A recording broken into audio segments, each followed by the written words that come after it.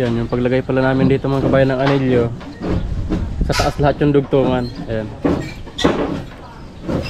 Sa ilalim walang dugtungan yan.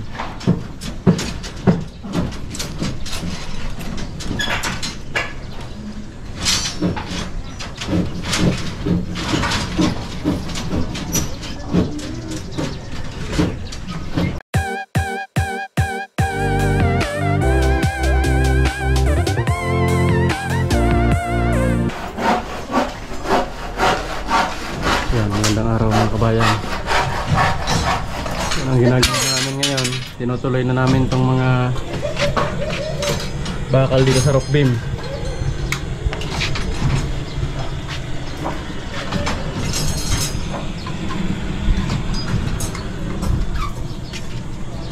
Yan ang bakal nito, apat na 16mm. Dalawang top bar, dalawang bottom bar. Yan, tapos yung anilyo namin 10mm.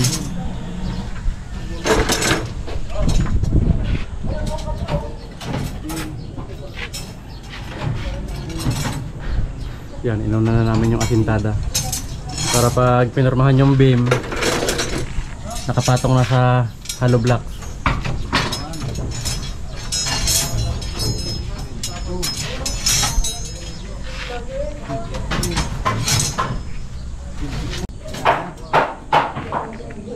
Yan, doon mga kabayan sa kabilang unit may kuha na doon, may bakal na. Ayan. Yan, kaya may kuha na doon, may purma na.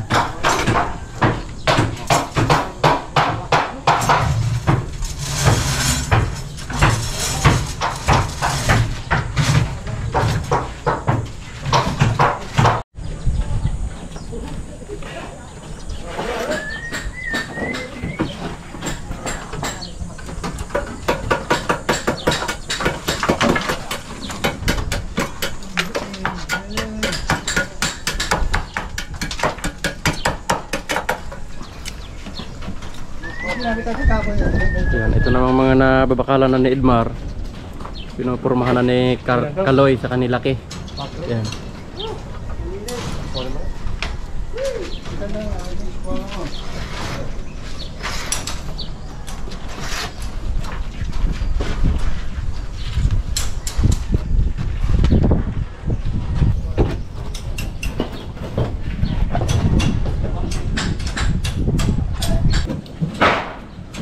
Yan, yung paglagay pala namin dito mga kabayan ng anilyo.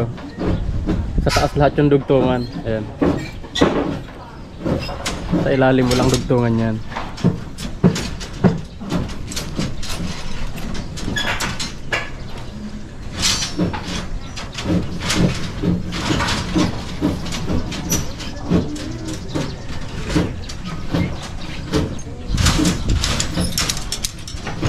Yan, ang laki ng biga namin dito. 30 cm by 15 cm. Yan yung pinaka rock beam namin.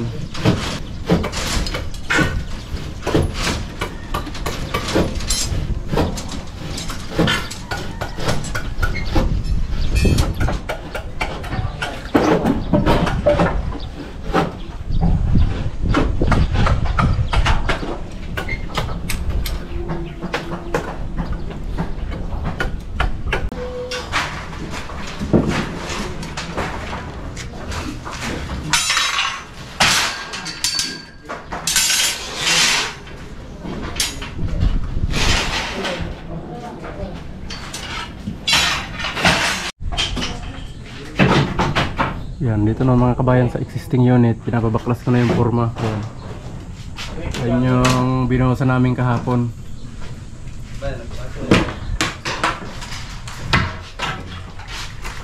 Yan, lahat na yan magbuhos.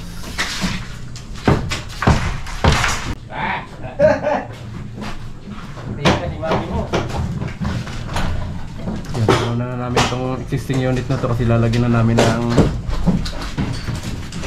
parlin yan para mabubukan na namin.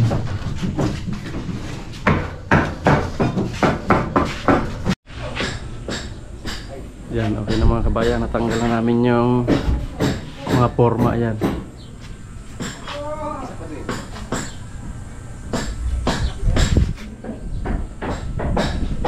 Yan ngayon, pinapasintadahan ko na to para mailagay yung pinakakuan dyan, pinaka-rafter, para mailagay na namin yung mga zipper lens. Yan. Yan yung kuha namin, yung tansi.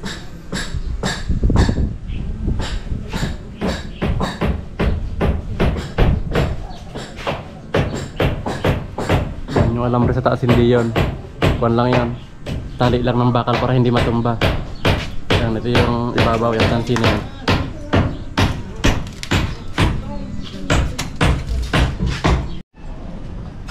Yan, ito na mga kabayan yung lalagyan namin ng roof beam dito.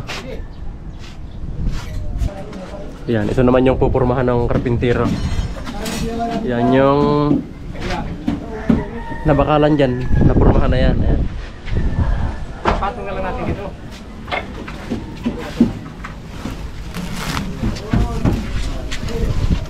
Ayan. Magkasunuran lang yung magbabakal saka nagpupurma.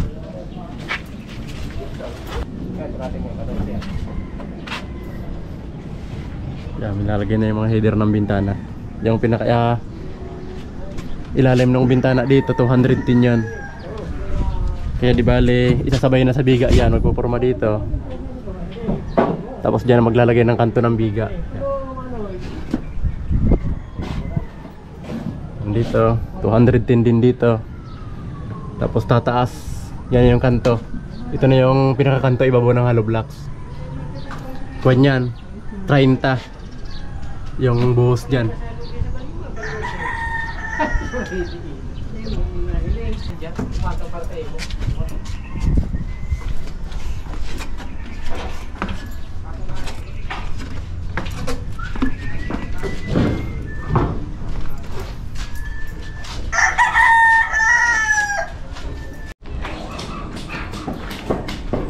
Yan ang binabakalan mga kabayan ni Edmar, yung dito na sa dulong beam.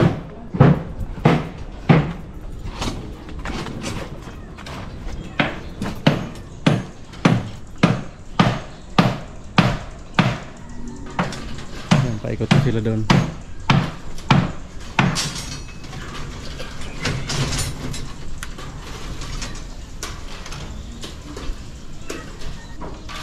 Yung gusto namin mga kain dito, ang sikip po. Halos raktuhan lang.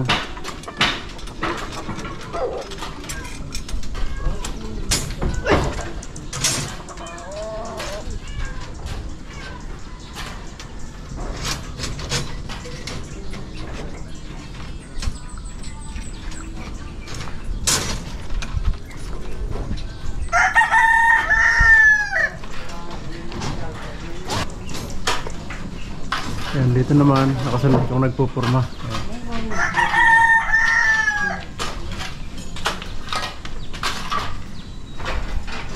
Yan, okay na dito.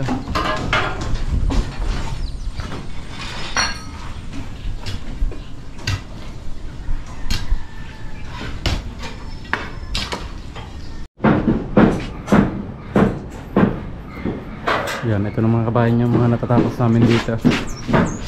Yan, itong beam na to, ito na yung nauna. Yan, ito yung dating existing unit. Yan, so makikita nyo yung lumang hollow blocks. Yan yung dinugtong namin. Tapos yung beam, pinauna ko ng binuhusan yan para maikabit na to. Yan, dito. Ayos na rin dito. Yan, yan.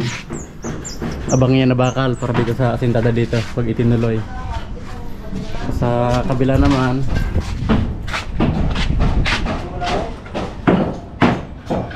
nagbabakal pa rin si Edmar saka si Burnok.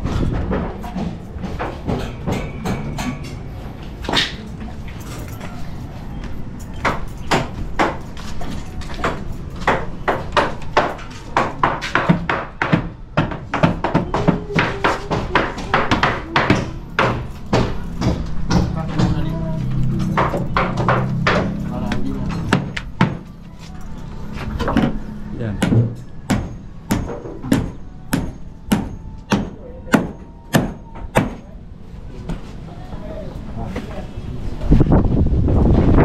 Di ba, ito na lang yung isusunod na pupurmahan dito.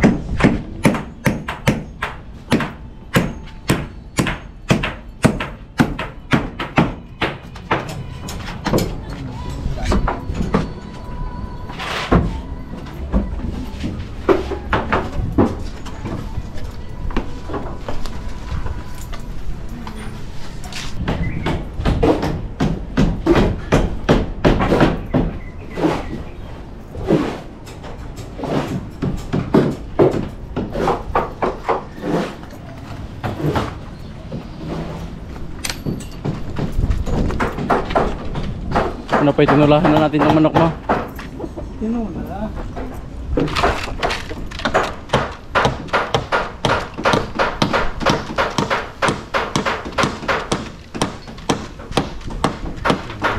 Yan yung tatapos namin sa kanya.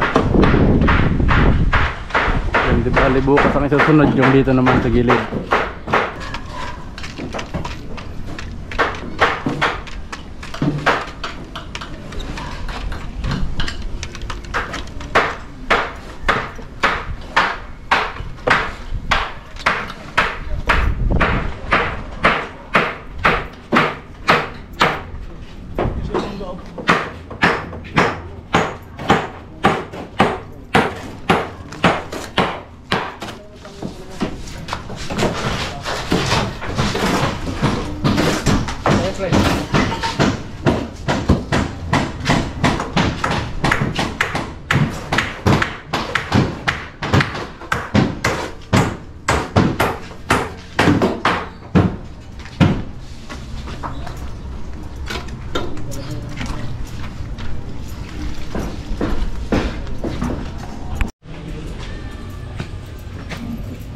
Yan, ito na mga kabayan yung natapos namin dito sa existing unit. Yan, yan na ipapatong yung CPAR lens dyan.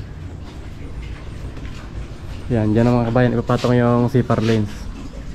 Yan, ito doon to sa kabila, kaya makikita nyo pupunta doon. Pero yung dito, ito yan, yan, pupunta siya dito sa ibabaw ng beam na to. Ito. Yan, ito papatanggal ko na to. Yan, hindi ko lang muna pinatanggal dati yan nung wala pa tong beam dahil gumagalaw-galaw yung asintada. Yan, ngayong may beam na yan, pwede nang tanggalin to. Itong dating Raptor. Yan, bukas ang gagawin namin, tuloy-tuloy pa rin doon sa pagbabakal ng roof beam sa pagpuporma. Yan, dito na po muna mga kabayan. Maraming salamat po sa panonood.